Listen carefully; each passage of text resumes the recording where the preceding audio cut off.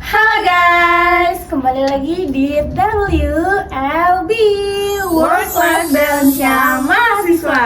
Yeay. Oke, jadi hari ini kita di episode 3 kali ini kita akan membahas topik mengenai Toxic productivity. Nah, di sini tuh banyak banget gak sih, Fa? Kayak ada mahasiswa mungkin ya yang terlalu produktif, cuman tuh dia nggak tahu apa arti dari productivity yang stabil sama yang toksik. Nah, jadi kali ini tuh kita akan ngebahas lebih lanjut dengan narasumber kita. Ada di sebelah sini. Hai Kak. Halo, boleh dong perkenalan dulu. Oke, perkenalkan ya, nama aku Cahya, biasanya dipanggil Cahya atau Cahya juga boleh. Aku dari mahasiswa UNJ, Fakultas Psikologi. Oke, jadi kita mungkin bakalan ngebahas toxic productivity dari matanya para psikolog ya Kak? Psikologi. Ini kakaknya soalnya mau jadi psikolog nih guys, doain aja ya guys. Oke, jadi untuk episode kali ini mungkin agak sedikit kayak kita bercerita aja, kayak mengalir aja gitu ya Kak. Mungkin di-sharing kayak pengalaman kakak mungkin masuk ke PTN atau perjuangan-perjuangan Kak Cahya ini. Apakah di kehidupan Kak Cahya ini pernah mengalami toxic productivity kayak gitu? Oke, mungkin Boleh dijawab dulu. mau ada sharing itu Kak, atau kakak pernah nggak sih selama hidup atau mengejar sesuatu itu sampai saking seringnya produktif itu sampai nggak sadar bahwa itu tuh sudah masuk ke fase toksik gitu Kak?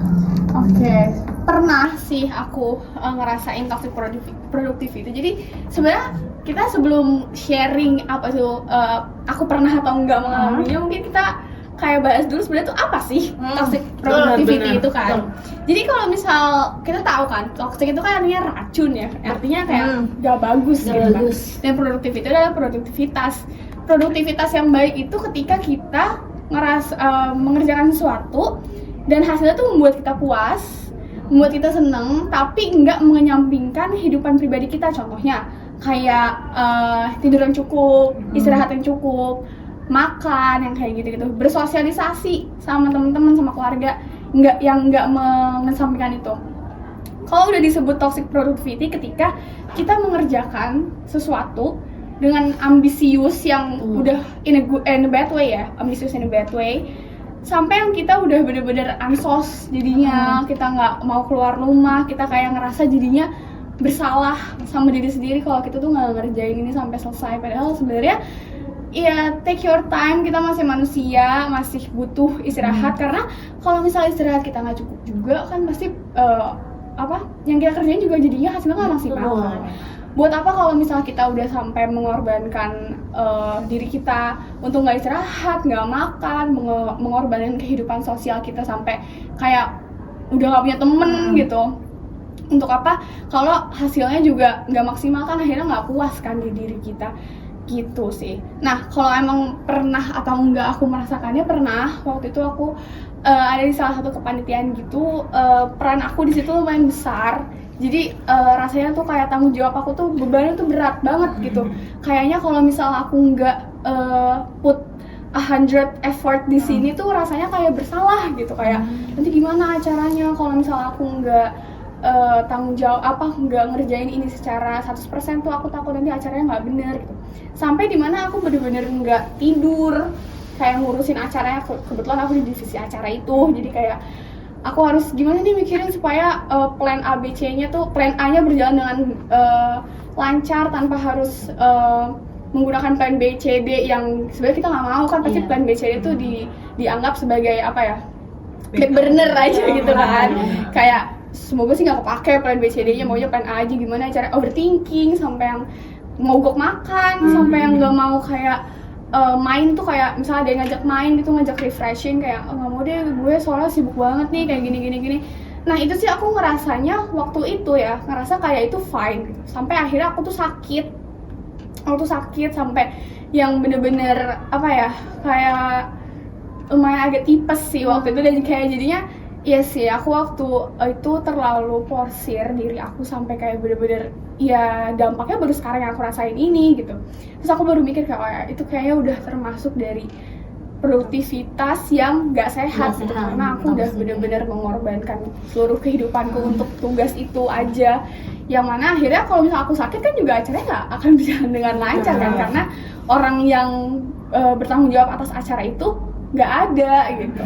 Kayak gitu sih Kak. Oke, Kak Cahaya ini kan dari jurusan psikologi ya Kak.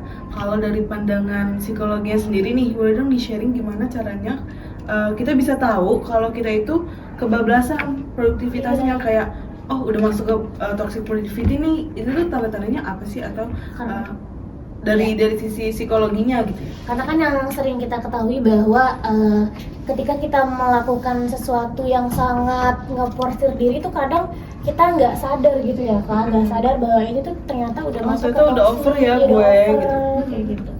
Iya sih, karena jadi aku belajar psikologi ini jadinya kayak jadi ada satu teori itulah di psikologi dari tokoh namanya Sigmund Freud. Dia tuh bikin ada defense mechanism, ada 11. Salah satu di antaranya itu adalah rasionalisasi. Jadi kita itu kadang-kadang suka kayak defense mechanism itu kan membela diri sendiri ya dengan cara ke-11 itulah tadi. Salah satunya adalah rasionalisasi, atau kita tuh selalu mencari alasan untuk hal-hal tuh yang sebenarnya kayaknya aku nggak perlu deh kayak gitu, tapi kita karena kita merasa bener, jadinya kita tuh selalu aja beralasan kalau gue tuh kayak gini tuh supaya, kalau misalnya dari konteks aku tadi ya, gue tuh kayak gini tuh supaya acara gue tuh berjalan dengan lancar, ini kan buat kalian juga, bla bla bla bla bla bla gitu.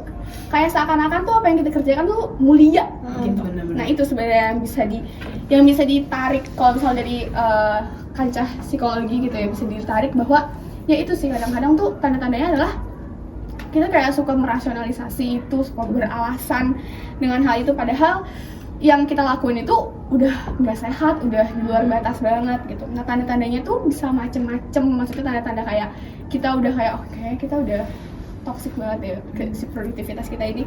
Itu biasanya dari susah tidur karena overthinking, kayak tugas gue harus selesai nih, kalau nggak selesai gue bisa misalnya kita dimarahin dosen gitu misal atau apa kayak gitu. Terus jadi ngerasa bersalah kalau santai, jadi kayak aduh gue nggak boleh santai-santai terus nih, gue harus selalu mengerjakan, selalu harus produktif nih, kalau nanti gue santai akan molor terus tugasnya dan nggak selesai gitu. Terus juga nggak bisa nikmatin hidup, jadinya karena kayak ketika kita nikmatin hidup, kita mau keluar rumah doang gitu sebentar langsung kepikiran kayak oh iya tugas gue di rumah belum selesai nih, gue harus buru-buru pulang supaya gue bisa produktif gitu. Jadi nggak bisa nikmatin hidup kayak gitu. Sama ya kalau misal si produktivitas itu udah mengganggu hidup kita banget sih, paling khususnya adalah jadinya kita antisosial. Iya. Dan itu kan memicu depresi ya. Jadinya karena kita udah terlalu banyak di satu ruangan yang sempit, misal di meja kerja gitu kan sempit ya, kayak gini seharian, 2 hari, 3 hari, itu kan jadi stres, jadinya memicu depresi. Apalagi kalau misal kita nggak cerita sama orang-orang terdekat, kita nggak punya support system, itu juga bahaya. Jadinya distress yang berdampak langsung ke depresi gitu, itu kan bahaya banget ya. Oke, sebenarnya aku juga sering sih Kak, kayak merasa kan semester lalu tuh aku juga ikut kepanitiaan, kuliah juga, terus ada kerjaan juga, sehingga tuh aku merasa bahwa di satu hari 24 jam itu tuh nggak cukup buat aku tuh nge-selesain itu semua. Nah kadang tuh aku suka denial bahwa ini kayaknya sehat, kayak nggak apa-apa gitu, nggak merasa kalau ini tuh toxic. Nah bisa menurut Kak Cahaya sendiri tuh gimana sih cara ngebedain produktivitas yang sehat sama yang nggak sehat gitu? Iya, back again sih, sebenarnya itu adalah mungkin kalau misal kita tuh bener-bener nggak bisa ngerasain gitu, kayak udah nggak bisa bedain ini mana yang toxic, mana yang sehat gitu. Iya sebenarnya kalau di aku sih disentil ya, maksudnya disentil sama orang lain kayak lo tuh udah porsir diri lo banget lo, ini udah nggak bener nih gitu, atau enggak sampai trigger kayak misal harus dikasih sakit dulu gitu baru ngerasa kalau istirahat Iya, ya. bener ya, gue harus istirahat ya ternyata kayak gitu. Lebih ke disentil sama Allah dulu sih. Kayak dikasih ujian lo Tuhan ya. iya, gue sakit Harus ya. disadarin dulu Bener, gitu ya, nggak bisa kalau nggak, sadar karena sendiri. kalau nggak susah sih sebenarnya untuk punya awareness di dalam diri kalau bener-bener kayak apa yang gue lakukan itu Ternyata tuh nggak buruk, bagus ya. ternyata nggak bagus kalau kita belum ngerasain dampak negatifnya langsung. Gitu. Kalau boleh tahu nih kan tadi Kak Cahaya kan udah sempat nge-spill nih kakak pas itu pernah ngerasain, ternyata kakak juga pernah ngerasain toxic productivity gitu ya pas lagi ada organisasi gitu kan. Kalau boleh tahu tuh awal mulanya ngerasa kalau itu tuh udah wah apa ya sadarnya gitu, itu tuh karena apa sih, boleh diceritain nggak sih? Ya itu tadi ya, sakit satu, kedua mulai ada komplain gitu loh dari teman-teman atau dari keluarga kayak kok lo sibuk banget sih sekarang, kok kayak udah nggak mau main lagi sama kita, lo udah nggak mau ngobrol lagi sama kita, karena ya itu tadi ya, karena ngerasa kalau udah jauh dari laptop sedikit tuh udah kayak aku udah nggak bisa nih, gue pasti akan memundurkan waktu tuh jauh banget pasti gitu kan, gue akan ketinggalan banyak hal kalau sehari pergi dari laptop kayak gitu. Itu sih sakit dan dimulai disentil sama orang-orang kayak udah deh nggak usah sibuk. Tapi kalau misalkan dari mata psikologi nih, sebenarnya hal-hal kayak gitu tuh maklum nggak sih, kayak buat anak-anak kayak remaja kan banyak gitu ya. Itu ada penyakitnya nggak sih, atau penyakit tersendiri gitu dari mata psikologi gitu, atau entah itu dari diri dia sendiri atau dari mentalnya atau mungkin dari sisi keluarga yang lain gitu, bahwa yang bikin dia kayak gitu ya ada faktor lain kayak gitu. Ya sebenarnya mungkin ya, karena kan kalau misalnya psikologi pasti kita nggak cuma ngeliatnya dari sudut pandang yang satu doang, pasti kayak bercabang gitu kan. Apakah dulu dia di masa lalunya pernah yang kayak nggak pernah dihargai, ketika dia bikin sesuatu dia nggak pernah dihargai, akhirnya gue harus bikin sesuatu yang bener-bener memuaskan, yang bagus banget supaya gue bisa dihargai. Nah akhirnya muncullah si toxic productivity itu. Sebenarnya itu yang bisa kita bisa kita asumsikan ya. Sebenarnya kan nggak tahu ya, orang-orang kan beda-beda. Mungkin kalau misalnya secara general diasumsikan mungkin itu backstory-nya, atau dia tidak cepat puas sama dirinya sendiri, kayak aduh nggak bisa nih kalau ini tuh gue ngerasa gue nggak puas, gue harus terus lagi mau lebih lagi. Ya kalau dari penyakitnya sih nggak ada ya kayak gitu ya. Nggak ada mungkin lebih kecemas aja sih, dia jadinya punya kecemasan mental ketika dia nggak bisa mengerjakan tugasnya dengan baik gitu. Nah itu kan juga kalau dari kecemasan tuh kan cabangnya tuh banyak ya, dari anxiety jadi depres, jadi distress, kayak gitu-gitu tuh jadi banyak. Itu sih paling kalau dari menurutku. Oke, jadi mungkin aku pengen cerita sedikit gitu ya. Sebenarnya kalau misalkan yang pernah aku alamin, mungkin nggak aku doang ya, banyak yang lain. Banyak seumuran kita itu, dia itu memutuskan untuk sibuk terus ngeporsir diri karena sebelumnya itu dia mungkin patah hati gitu kan, mungkin banyak yang gengsi-gengsi kayak gitu ya guys. Nah sebenarnya hal-hal kayak gitu tuh bagus gak sih Kak? Karena kan kalau misalkan kalau positifnya itu kan kita melakukan hal seperti itu kan biar kita gak keinget sama masa lalu gitu, jadi sembuh. Tapi di sisi lain ini tuh gak bagus gitu. Tapi menurut Kak Cahaya, pandangan Kak Cahaya itu lebih ke positif atau negatif? Sebenarnya depends ya, balik lagi sebenarnya yang ngelakuin tuh bener-bener bikin porsir diri lo banget sampai mengorbankan hal lain atau enggak gitu. Kalau misal lo masih bisa tugasnya jalan, sosial hidup lo jalan, diri lo jalan, ya itu baik-baik aja gitu. Selama lo nggak ngerasa kayak misal selama semua aspek dalam diri lo itu tetap terjalankan dengan baik, walaupun tugasnya tetap dijalankan dengan baik juga, itu yang bagus gitu kan. Tapi ya itu tadi sih benar, mungkin ada orang-orang yang ngerasa kayak gue harus selalu sibuk supaya gue lupa pelarian jadi distraksi untuk masalah-masalah hidup gue gitu. Ada juga yang kayak gitu, tapi in a way sebenarnya jadinya jadi toxic ketika ya itu tadi sudah mengorbankan aspek-aspek hidup yang lain. Khususnya yang paling penting adalah istirahat yang tidak cukup. Karena ya kita itu kan masih manusia ya, kita itu bukan robot, kita itu masih butuh istirahat, masih butuh makan, butuh zen gitu ya, butuh ketenangan gitu dalam diri. Karena kalau misalnya udah diporsir terus-terusan, jadinya nggak wajar. Jadi it depends sebenarnya gitu. Kalau aku boleh tahu nih kan tadi Kak Cahaya tuh udah pernah melewati fase toxic productivity gitu kan. Kalau dari kakak sendiri punya nggak sih cara jitu untuk terlepas dari toxic productivity ini? Kalau aku waktu itu ya itu tadi aku juga waktu itu sangat terjebak di itu sampai aku dikasih sakit. Jadi kalau misalnya dari pengalamanku, aku juga nggak tahu ya gimana caranya untuk keluar dari situ kalau nggak digituin sama orang lain gitu. Salah satunya sakit atau ditegur. Tapi mungkin caranya adalah bikin to-do list. Jadi kita tahu tuh untuk menghindari toxic productivity itu kita bikin to-do list. Apa aja sih sebenarnya yang kita mau lakuin pada hari itu. Kita bikin tuh, misal hari ini mau ngerjain mata kuliah A, jam segini B, C gitu. Jangan lupa juga di to-do list kasih untuk rest, untuk istirahat, untuk makan gitu-gitu. Dan di weekend boleh lah sekali-sekali kita main sama temen-temen di weekend. Nggak ini kok, nggak apa ya, dengan kamu keluar rumah pada satu hari, seharian itu nggak akan jadi kamu tuh orang yang paling hina di dunia ini. Nggak apa-apa banget, have fun, kita masih muda juga. Just have fun sama temen-temen, pergi kayak kemana gitu, nginep ke pantai, ke gunung. Ya gitu sih, lebih ke bikin to-do list. Dan selalu ingat bahwa kita masih manusia dan wajar untuk capek. Wajar banget untuk capek, wajar untuk menangis, mau marah itu sangat wajar. Jadi kalau kalian lagi ngerasa kayak aduh gue capek nih kayaknya nih ngerjain tugas ini, gue kayak pengen away dulu sama tugas, gue mau ke pantai 2 hari sendirian, itu oke banget, gak apa-apa banget. Karena ya itu tadi sih, karena kita memang perlu banget yang kayak gitu.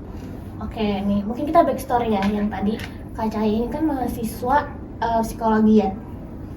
Tentunya untuk masuk ke psikologi itu kan gak gampang ya, gak gampang. Nah kira-kira tuh ada nggak sih perjuangan biar gue harus masuk ini dan pokoknya gue harus ini gitu, sehingga membuat Kak Cahaya itu kayak merasa ya yang tadi kayak sibuk banget gitu. Itu boleh di-spill gak perjuangannya? Oke, kalau waktu mengejar PTN tuh journey-nya tuh panjang banget jujur. Dari kelas 12 sampai akhirnya masuk sini sebagai mahasiswa baru tuh journey-nya tuh panjang, udah ditolak banyak. Aku mengalami banyak sekali penolakan gitu dalam mau kuliah itu kayak susah banget ya gitu.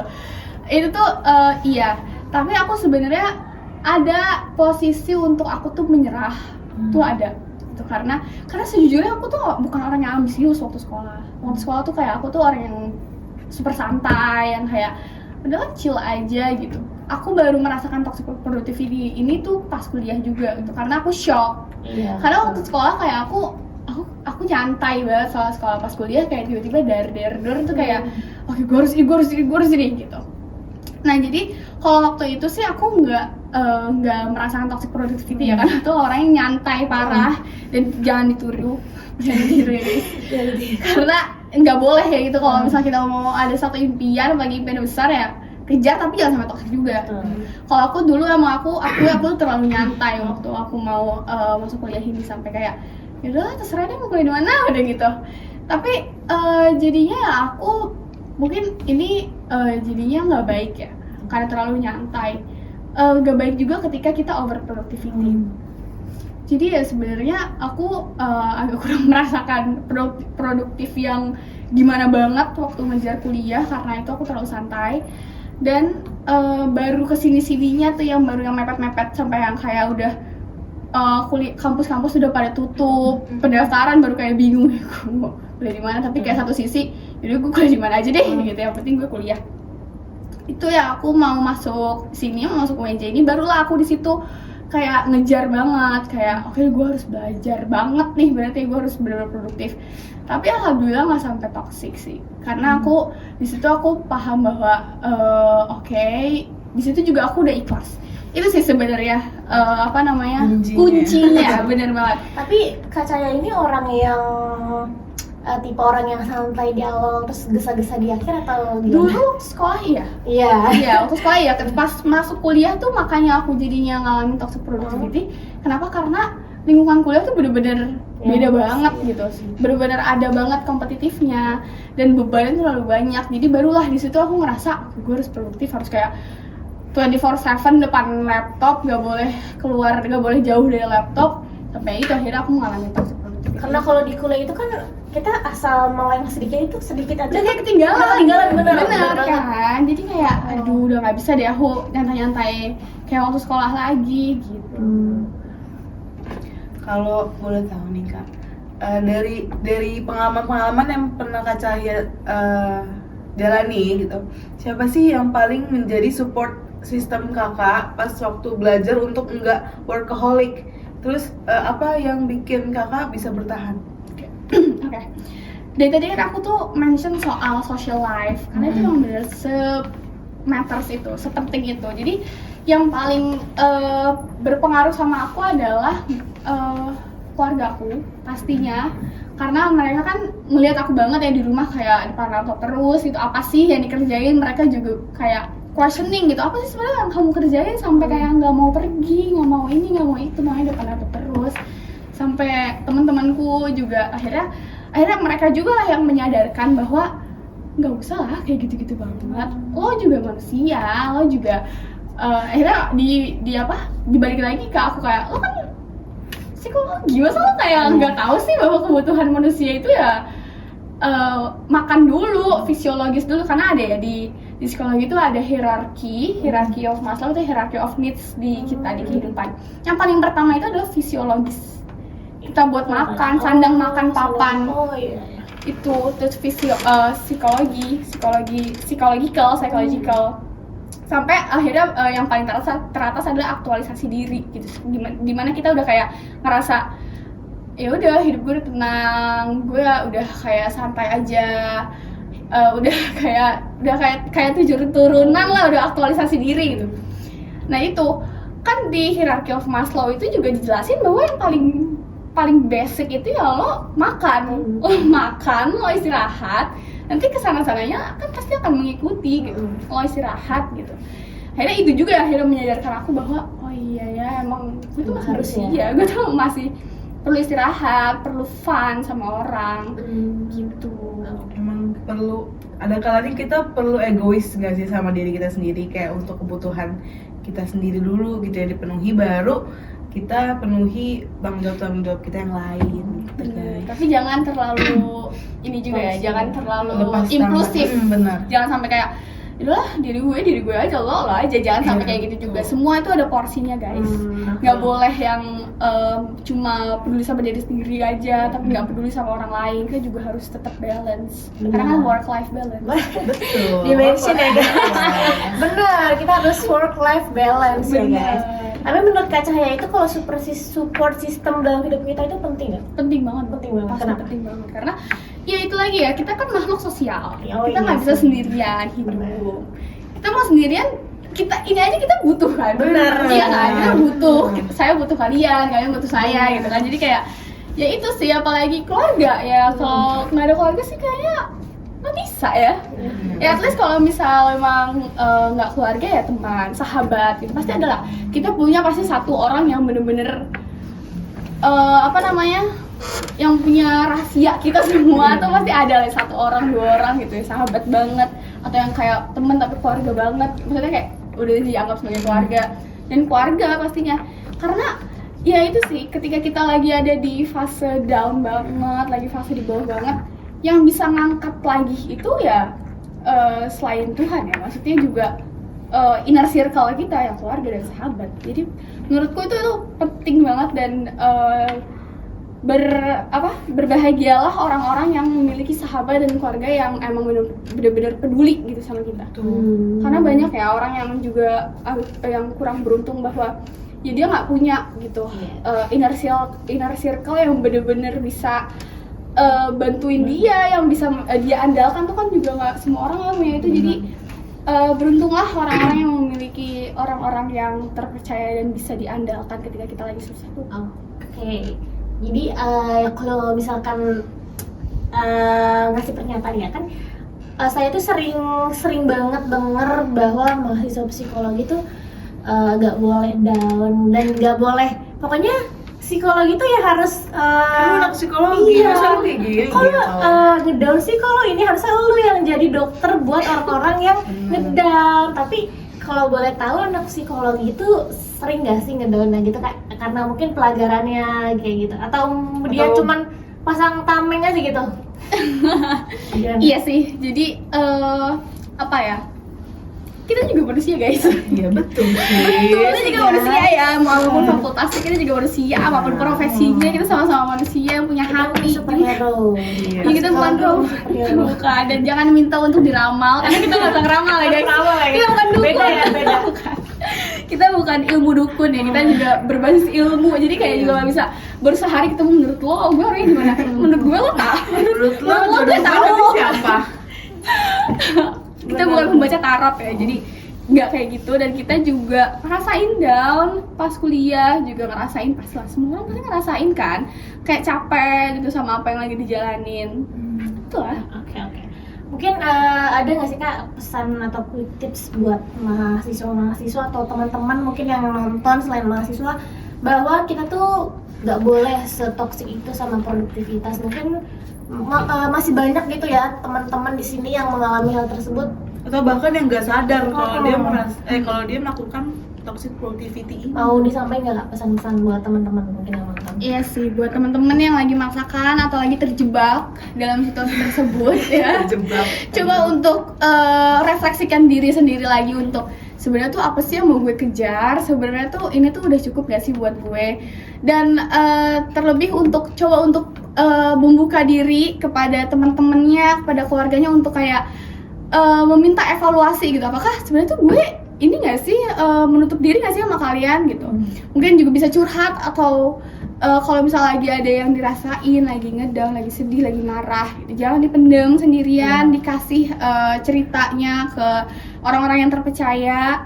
Pastinya ya kalian yang untuk tadi sih sebenarnya tips dari aku, kalau misalnya kalian lagi ada di situasi yang emang bener-bener mengharuskan kalian untuk menyelesaikan banyak tugas, bikin to-do list, karena jangan sampai itu jadinya nggak terstruktur, jadi kayak mata kuliah 1 belum selesai udah ke mata kuliah 2, jadinya kan tuh nggak terstruktur dan jadinya malah bikin hektik sendiri. Benar. Gitu. Jadi buat kalian yang lagi kayak gitu, kalian bikinlah to-do list, bikin rundown untuk hari itu gimana cara kalian mengatur waktu untuk belajar, untuk nugas, untuk mengerjakan hal lainnya, dan untuk istirahat atau main. Karena itu perlu ya guys, kalian perlu istirahat, kalian perlu makan, perlu istirahat, tidur. Tidur itu 8 jam per hari, itu tuh adalah harus wajib. itu wajib. Karena kalau enggak akan rusak moodnya. Ngerasa kan? Pasti kalian pernah ngerasa kan kayak begadang terus kayak paginya tuh udah bete, Gak seger, gak nggak seger. Jadinya juga apa yang kita kerjakan pada hari itu tuh nggak maksimal, jadinya kan Jadi nggak puas. moody gitu ya. Dan itu kan jadinya bakal berdampak sama orang lain Benar banget. yang nggak bersalah, jadi kayak Iya, Jadi itu nyebelin salah banget ya. Nyebelin banget. langsung Iya. terus kayak kok gue kena sih, kayak nggak tahu apa gitu. Benar. Itu sih paling dari Kayak aku. tidur yang cukup ya guys. Tidur yang cukup, minum yang Betul. cukup, jangan sampai sakit, jaga kesehatan. Oke, jadi intinya tuh kita juga manusia ya guys, bukan robot. Jadi jangan terlalu porsir diri sendiri kayak gitu. Mungkin cukup ya? Mungkin cukup ya, Pak? Ya, sebelumnya aku mau mengucapkan terima kasih banyak Terima kasih ke Kak kembali. Cahya udah mau menyempatkan waktunya untuk kesini jauh-jauh ya guys. Soalnya kita beda gedung loh dia. Di mana? Di Halimun, Di Halimun. Kita di Rawamangun itu Rawamangun. jaraknya kalau nggak salah tuh 20 kilo ya. Iya. Jauh banget guys. Jadi kayak masih sampai padahal tadi hujan juga. Betul. Udah deras. Mohon maaf sekali atas. Terima kasih kembali. Terus mohon maaf juga kita belum seprofesional itu. Nggak apa-apa, kan kita semua mahasiswa di sini. Betul. Kita belajar. Benar. It's okay, nggak apa-apa. Oke, semoga ilmu yang disampaikan Kak Cahya ini bermanfaat buat kita dan teman-teman yang nonton. Mungkin sekian, sampai bertemu di episode selanjutnya guys. Bye bye.